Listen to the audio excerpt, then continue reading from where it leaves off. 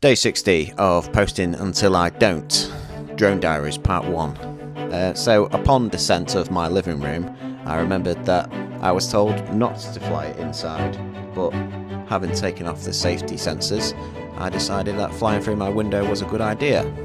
So, having gotten outside and checking out the scenery from the comfort of my own living room, I decided that it was time to turn around and come back, because I'm not a very experienced pilot. So yeah, just bringing it back home, and then, yeah,